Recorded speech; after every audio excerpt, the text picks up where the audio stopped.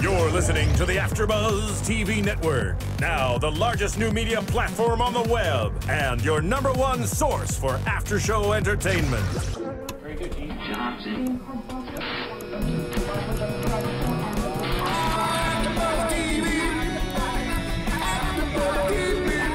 From the AFTERBUZZ Studios in Los Angeles, California, presented by Maria Menounos and streaming live thanks to Akamai Technologies, this is AFTERBUZZ TV's Surviving Jack After Show. We'll break down tonight's episode and get you all the latest news and gossip. And now, another post-game wrap-up show for your favorite TV show. It's AFTERBUZZ TV's Surviving Jack After Show. Hey guys, yes, the music is playing. Yes. What's going on? We are your hosts for Surviving Jack, episode 4. Rhythm is a dancer, excuse me. My name is Monis Rose, and to my left is the amazing badass Adrian Snow. How's it going, Adrian? Going great. How are you? I am well. So we were eyewitnesses on an episode of the big homecoming episode of Surviving Jack. Yes, we were. Yes, we survived. We survived with Jack, don't you? Yes, we did. We survived Jack. We did. We did. And you know, while we were watching, we noticed that the writing, I thought it did improve. You know, I mean, I've always liked it, but I feel this show, it's on a steady incline. Yeah, the jokes were a lot sharper and this time around, so I really enjoyed it. Absolutely. Absolutely. So, you know, last week it was pretty much about Heather and Frankie and Heather. Mm-hmm. And kind of there was some mention of the dance. Well, this was, boom, we are into the dance. This is the dance episode, the big homecoming episode, not a prom episode. No. Maybe that is a bigger episode. No Sadie Hawkins episode. This is just the homecoming. They did? Do they do Sadie Hawkins? I guess, I think, yeah, 1991. They'd still do that. Oh, yeah. Yeah, absolutely, absolutely. Now, how do you rate dances, in your opinion? Does it go homecoming, prom, in the middle, Sadie Hawkins, and then in the bell curve somewhere in the gray area is all like the Halloween dance and the winter dance and the... I never took too much for liking to homecoming, but it was definitely like a tier below prom. Prom was pretty much junior and senior year was what I kind of built up to. Like I worked at a prom store and all that kind of stuff. So you worked at a prom store? My first job was selling prom dresses. Yes. Wow. You know, that could have been a good storyline maybe for later. Maybe later. Maybe later. Yes. Absolutely. Absolutely. So Frankie, he wants Heather. Mm-hmm. He can't get Heather. So, you know, luck has it, though, that there is another person, another girl, that likes Frankie. Yes, Kim. Oh, Kim. You know, I mean, and there is the one problem. Frankie has really no idea who she is. No, I think at one point he said he's actually never even spoken to her, and we as an audience don't hear her until near the end of the episode, and she is not delightful. But she is not, you're right, she is not. Yeah. But before that, before we talk, we get more into the Kim dynamic. Yes. You know, first, Frankie doesn't want to go because he can't have Heather. That's the almighty, which... This episode began with him fantasizing for almost 25 minutes about Heather. Yes. Yes. A nice little shower fantasy. A nice little bound chicka wow wow, you know. But on a very clean level, you know, this is a family show on a very clean level. Yes. But he can't have Heather, so he really does not want to go. He does not want to go. Boom. Not going. Even with this Kim dynamic, we'll call it the Kim dynamic. All right, the Kim dynamic. The Kim dynamic. He still does not want to go. I mean, yes, he kind of says yes, kind of, sort of, but really, he doesn't. Well, I feel, you know, it's Heather is his ultimate woman, and at one point he feels like he might be able to have a chance with her, even though he's going to the date or to the homecoming with Kim. And then he sees her with her date and thinks that they're going to be going steady or serious or whatever you call it now. And that kind of hurts him. So he decides that he doesn't want to go. But, you know, I don't necessarily blame him. It's a little selfish to just like completely forget about your date. But I don't blame him for not wanting to go if he can't go with the person he wants to. Now, I love it how you said when Frankie sees this Heather maybe possibly going steady. Now, we really don't, we're never actually really told this, but all we see is, you know, I think they were just close, and wasn't Heather kind of sort of on this guy's lap? She just had her legs on his legs, and she was just laughing with him, and that was it. So it wasn't like, so is that the sign of two high schoolers, two freshmen?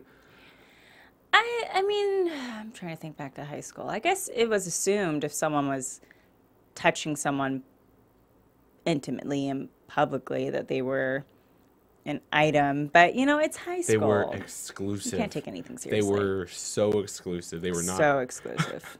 So exclusive. No. Absolutely. Absolutely. So finally we have the Kim dynamic, and but still Frankie is hemming and hawing actually before we even get to the Kim dynamic, and he's actually getting a great push from his parents to go, and we will get to that a little bit later, but he's getting a really big push, you know, to at least go out, or to, you know, you have this date. You know, the dad even gives Frankie one of his old suits. Yes. Yes, well, which actually it does not fit, and it's way too big, but all of the clothes in this entire show are way too big, at least for the men, at least for Frankie and his friends. They're oversized. So, well, there was no such thing as like, well, not to say that there wasn't, but men didn't really wear fitted jeans in you know, early 90s. That wasn't the look, or fitted anything. I don't think caring about clothes, really. It didn't seem like they cared. Like, at least in high school. At least in high school. At least in high school, absolutely. Absolutely. So finally, you're right. Now we'll get to this Kim dynamic. And can I say, I really did love that she passed him a note, because Kim did ask Frankie out to homecoming, and she did it in the classic old school way of, does Frankie have a date to the prom? Circle yes, circle no. You're right. And I love that. You're right. See, that was balls on this. That was Kim, ballsy for her. This new She's character. A ballsy lady. Yeah, that was ballsy. And you know, when she was by herself, she was in the top row by herself. She didn't have in the bleachers. In the bleachers, she didn't have like a court or a group of girls around her. Yeah. No. So yeah, this was texting pretty much in 1991. This was the texting. Oh, the texting of the and I'll tell you, if I received. Because Kim, I'm not gonna lie, she was a pretty attractive girl. Or she's pretty attractive. So with her mouth closed. Yes. With her mouth closed. I think a lot of girls. I think a lot of men could say that about. I mean, I'm just saying. Women can say that about men as well. Touche. I'll cheers to that. Let's cheers to that. To that. Yes. So anyway, yes, but you know, ballsy, yeah, it does this pretty much this archaic form of texting, passing the notes. But now when we actually do meet Kim, like you were saying, she opens her mouth, and what happens, Adrian? She's just a horrible human being. I mean, she says that the inside of his car smells like an anus. I don't know any woman that would say that, especially at least to someone's face, maybe behind their back. But so even so on a you're right. This was kind of sort of. I mean, this was a first date in a way. Yeah. So would you say that to a man? Oh, your car smells like an anus. No, I would never ever insult a person's car on a first date. Now, would I go out with them again if their car smelled like an anus on a second date? I don't know about that, but I wouldn't tell them on the first date your car smells like an anus. That's a horrible, horrible thing to say. Yeah, and she's very not just smells, but you know, she wants Frankie's dad to own a certain type of car. She wanted a limo. She wanted- She's just snobby. Right. See, this is not prom. This is homecoming. I Exactly. feel, once again, prom is here. Homecoming's... Exactly. It's Yeah. it's not a big deal. You don't go to a homecoming in a limo. It's homecoming. It's for football. It's people don't. It's not like what you build It's up for to. boosters. It's Yeah. for raising the money. Exactly. Yeah. Yeah, so I call her a prima donna, you know. She was referred to as a succubus in the episode. Exactly. So- Exactly. So, yeah, I mean, this is all reasons, I mean, pointing to why Frankie did not want to go to homecoming are pretty much, you know, he should have listened to his gut so far. But he goes to the dance anyway. He goes. We really do not see him dancing with Kim. No, she really wants to do the Humpty dance. So that's not really a partner. No, dance. exactly. She does not want to do the Humpty dance, which, by the way, was doing some research. That was 1990. And I don't know, it seems like we're backtracking because like last week's episode was set in 1991. Now we're listening to music from 1990. I don't know, and you know there was even a reference about a John Goodman movie, and I was thinking, I think it's arachnophobia because he made a reference to And that was- arachnophobia oh, wait, earlier. and that was 1990. So I feel like sometimes, at least when it comes to pop culture, we're going back. I don't know. Yeah. Yeah, I don't know. Just know what to it's like say. a nerd thing that I picked up, I guess. It's along irking the- you. You it want was- it to be like a set year and stick to the year. Exactly, or at least just say, this was the 90s, the early 90s. This is what I remember. Yeah. And then they have like from 1990 to 1999, they have that entire block. Yeah, I think when you decide to give an exact year, it makes it a little difficult. And, you know, like, not to reference, I've been watching a lot of Mad Men, and they do a really good job of kind of skirting around it, and you kind of have to just pick it up through watching it. There's no one who announces the year, like, oh, okay, this is Kennedy, okay, this is that. Right. So, I think that's something that they can probably clear up relatively easy. It's just like kind of setting it and being like, okay, we are in this year. All the references are for this year. Because I guess, you know, if Arachnophobia came out in 1990, it wouldn't be in theaters in 1991. That's the only Exactly. thing. Yeah. So finally, you know, Frankie, he doesn't really want or care to dance with Kim. She's in her own world. You know, Frankie's friends are doing their thing, and we'll get to that in a little bit later. And then there's this moment. There is this moment where he sees Heather, and she's alone because for whatever reason, the man that Heather was with wanted to kiss, and Heather did not. She recoiled. She did, so he just stormed off. Whatever, you know, Yeah. just stormed off. And Frankie, like I mentioned in the last episode, grew those cojones. Oh, the cojones return. The Yes. cojones returns. I love that word. I'm bringing it back. It never left. Comes up, swoops her off of her feet and plants. He does. He gets the second kiss. So, but it's a little bit more passionate. This is a little more A passionate. little bit more passionate that second Absolutely. time around. And then he really feels it because when he comes out of that kiss, whammo.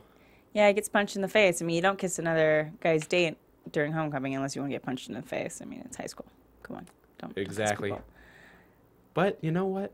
I But it call was him worth it. It was so worth it. It was so worth it. You know, let's go back. So you know that's Frankie and go Frankie, and I look forward to all the success. Hopefully, him and Heather will this will Yeah, it was kind of increase. predicted that Absolutely. they might go You know, somewhere. So And, you know, also there's a lot of happy faces on this episode, a lot of happy faces. Another happy face, Rachel. Rachel, her big dilemma this episode was during this whole homecoming dance, there was the principal said that you cannot grind. You cannot Yeah. grind. I guess in 1991, grinding was a big thing. grinding was a big thing. I was not old enough to be grinding, but I recall my cousins talking about grinding. It's very similar, for those who don't know, to twerking. So, Wow. in case you need a reference, like what is grinding? It's twerking, but against someone's bottom. Absolutely. So, Rachel, she then, because of this catastrophe, she thinks it's the end of the world. Yeah. She is overly dramatic, especially to her parents, especially to Joanne. She just doesn't want to go at all to the dance. She makes some really strong comparisons. She to does. Her, What her march for what are grinding. these comparisons? Well, I believe her mother, Joanne, says at one point, well, you should stand up like other strong women have stood up in the past, like Gloria Steinem and like Rosa Parks. And she really takes Rosa Parks to heart and thinks that her struggle against grinding is very similar to Rosa Parks on the bus. And So that's interesting. do you call Rachel's character, is this ditzy, comparing the not grinding rule to civil rights? I would say she's just a little naive and ditzy to a certain extent, but she also kind of just does what she's getting what she wants. So she's very much like a popular girl. At one point, she tells everyone to, leave the whatchamacallit? Oh. Oh. Yeah. No, The assembly. Yeah, the assembly. You're right. There we You're go. right. She does. Yes, the assembly. Absolutely. And so she's having power. She is a powerful. You're right. She is a powerful, authoritative young girl. yeah. Absolutely. So she has that side, but more than not, she has this. I'm gonna call her. You think she's kind of ditzy? I call her kind of ditzy. The Yeah. blonde, absolutely. She's always putting the hairspray in her hair, polluting the environment. That's why we have global warming, is thanks to people like this character Rachel. I'm just To her saying. hairspray. To her hairspray. I'm just saying. Fair enough. Yeah. But finally, for whatever reason, you're right. She uses this civil rights analogy to Rosa Parks, and that gets her back. She goes to the dance, and she pretty much even completely ignores the principal, just says, I'm just gonna do it, and this is what happens. And she grinds to a Seal song, She does. which is not grinding music, but that's okay. And what's interesting is the guy she's with is not he's not really grinding with her. His arms are out. Well, that's what It's- that's what guys do I don't know. At least well, in high school all right, when we okay. did grind, guys, that Wait, was the never guys- the guys never danced. They Well, I just know, stood but there. at least grinding is easy because the guy just puts his hands on the girl's hips. Pretty much the girl moves, and then the guy just moves with the. Some guys do that, and some guys just I don't know. Oh man, I those had are pervy high that school. was horrible guys, man. Sorry, guys. Yeah, it's all right. It's okay. Yeah, guys out there, or those guys that went to Adrian's high school, take a dancing 101 class, Put your please. hands on the hips. Memo, please. Note to Yes. self. Put that in. Yeah. All right. Finally, we got some more winners. We got the parents who Mm-hmm. love this dance idea because they finally get a night to themselves. A night alone. A night Yes. alone. And that's pretty much it. They want to pretty much kick out their kids this night. They want to do everything possible for them to go to this homecoming dance so they can bow chicka wow wow for reals. I'm not talking about a wet dream that Frankie had in the beginning. I'm talking the Bow real. chicka wow wow. Yeah. Exactly. Exactly. Yes. And it happens. It They happens. succeed. They do succeed. So, The moral of the story is almost left because Jack almost leaves without doing the moral of the story because he wants to go home and chicka bow wow. You're right. Yeah.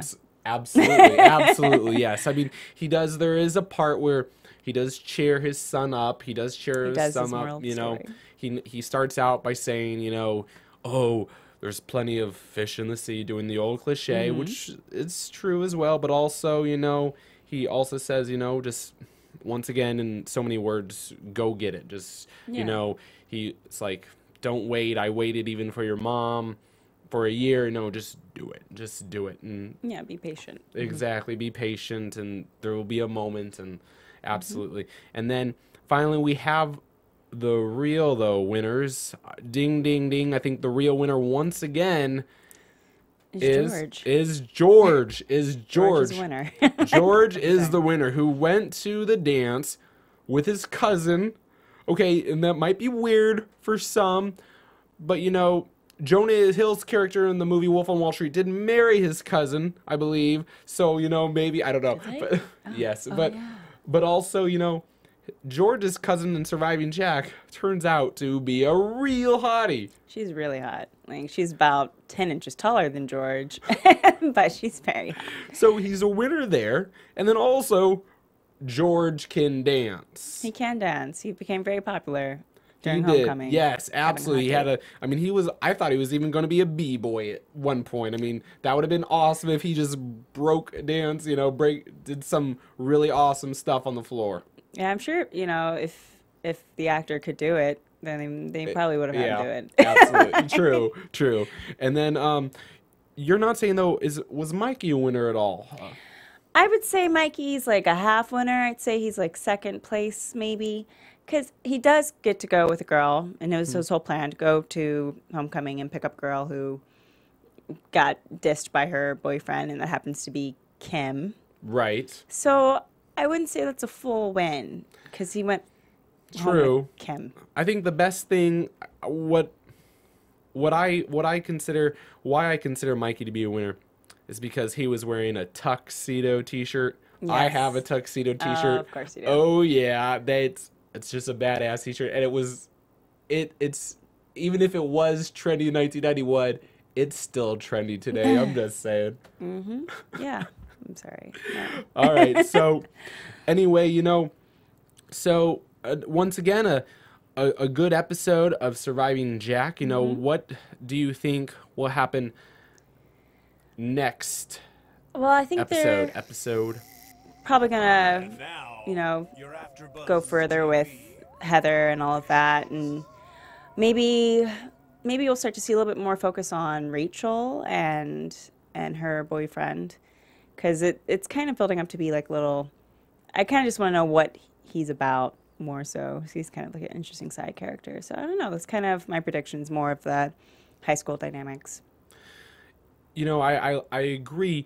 I would like to see, more in general, I would like to see, though, the stakes being raised. Whether it's Rachel, whether it's Heather, I want more raised stakes. You know, in this episode, it was cute and I did laugh and I did enjoy it overall, but I felt...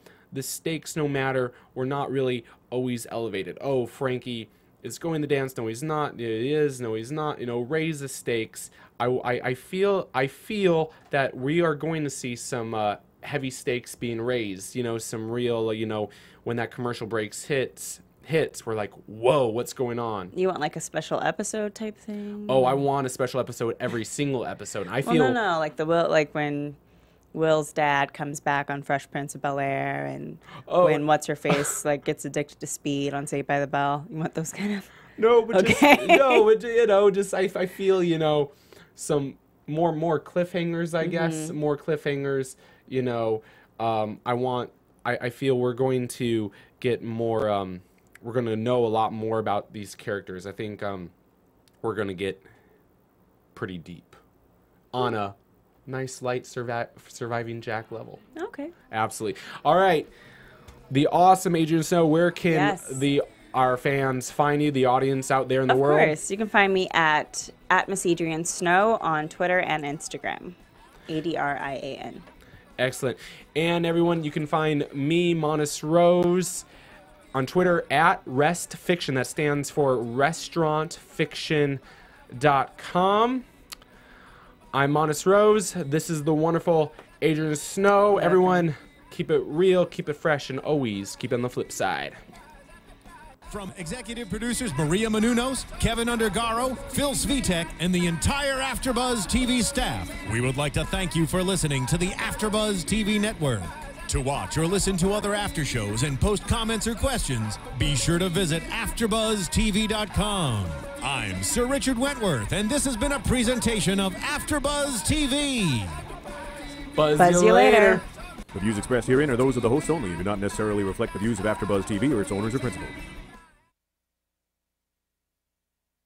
Thank you for watching AfterBuzz TV on YouTube. For more of your favorite after shows and interviews, subscribe to our channel here, and be sure to share your opinion on the episode in the comment section below here. We'd love to see what you guys are buzzing about. Thanks again. Buzz you later.